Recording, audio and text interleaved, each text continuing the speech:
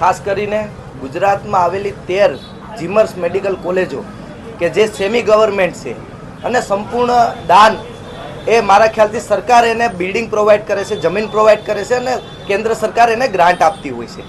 ત્યારે જે આ 13 મેડિકલ કોલેજોમાં છેલ્લા 2 વર્ષથી આપણે જોવા જાય તો સરકાર ફી વધારો કરે અને પછી રોડ ઉપર આંદોલન થાય એટલે ફીમાં ડિસ્કાઉન્ટ આપે. ગત વર્ષે પણ આ સેમ પરિપત્ર કરવામાં આવ્યો હતો કે જે સરકારી કોટા હોય છે એની 3,30,000થી વધારી અને 5,50,000 જેટલો ધરખમ વધારો કરવામાં આવ્યો હતો. જ્યારે મેનેજમેન્ટ કોટા છે 9,75,000થી વધારી અને સીધો જ 17 લાખ જેટલો તોતિંગ ફી વધારો કરવામાં આવ્યો હતો. આ જે કોલેજો છે કે આપણે જોવા જઈએ તો ગુજરાતમાં મેડિકલની શિક્ષણની વ્યવસ્થા શું છે એક મોટો સવાલ છે. ગુજરાતમાં 1995 પછી એક પણ સરકારી મેડિકલ કોલેજ નથી થઈ મારા જાણવા મુજબ. ખાલી ને ખાલી 6 જ મેડિકલ કોલેજો છે. જ્યારે આપણે બીજા સ્ટેટ હારે કમ્પેરિઝન કરીએ તો રાજસ્થાન આપણું પડોશી સ્ટેટ છે એમાં 26 મેડિકલ કોલેજો છે. મહારાષ્ટ્રમાં 32 મેડિકલ સરકારી કોલેજો છે. તો ગુજરાતના પ્રાઇમ મિનિસ્ટર હોય, ગુજરાતની સરકાર હોય, ગુજરાતમાં ભારતીય જનતા પાર્ટીની પૂર્ણ બહુમતીની સરકાર છે તો ગુજરાતમાં સંપૂર્ણ ગવર્મેન્ટ કોલેજો 6 જ કેમ એક મોટો સવાલ છે. ત્યારે આ જીમર્સ કોલેજમાં એવો હેતુ હોય છે કે ભાઈ ગરીબ અને મધ્યમ વર્ગના વિદ્યાર્થીઓ ઓછી ફીમાં પોતાના દીકરા દીકરીઓને ડૉક્ટર બનાવી શકે અથવા તો એ વિદ્યાર્થીઓ ડૉક્ટર બનવાનું સપનું પૂરું કરી શકે. પણ સરકારે આ વર્ષે એમાં ફી વધારો કરી અને વિદ્યાર્થીઓ અને વાલીઓને રોડ પર ચડાવ્યા હતા. ત્યારે એક જવાબદાર વિરોધ પક્ષ તરીકે કોંગ્રેસ પાર્ટીએ અને એનએસયુઆઈએ સતત આમાં આંદોલન કર્યું છે.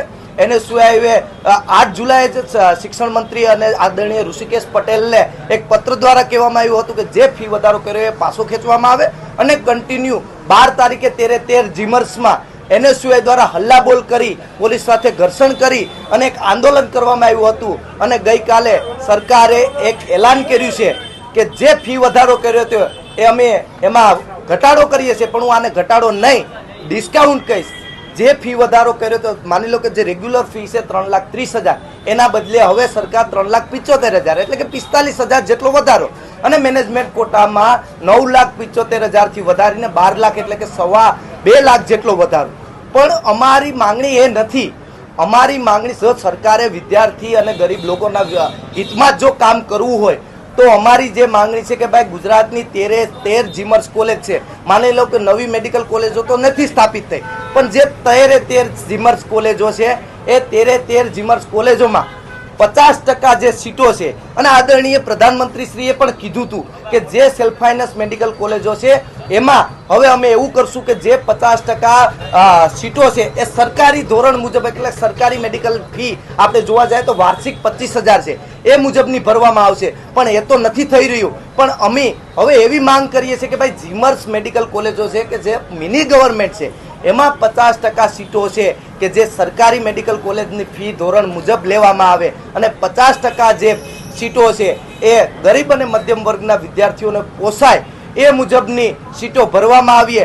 અમારું આંદોલન આ પૂરું નથી થતું. અમારું આંદોલન સરકાર સામે ચાલુ જ છે અને વિદ્યાર્થીઓ અને વાલીઓને સાથે રાખી આવનારા દિવસમાં એક રોડ મેપ તૈયાર કરવામાં આવશે. અને જે અમારી 2 માંગણીઓ છે કે 13 જીમર્સમાં 50% સીટો એ સરકારી ધારા ધોરણ મુજબ ભરવામાં આવે અને 50% સીટો એ રિઝનેબલ કે ગરીબ અને મધ્યમ વર્ગના વાલીઓને પોસાય એ મુજબ ભરવામાં આવે. એ માંગણી સાથે આવનારા દિવસોમાં એનએસયુઆઈ રોડ ઉપર ઉતરીને આંદોલન કરશે.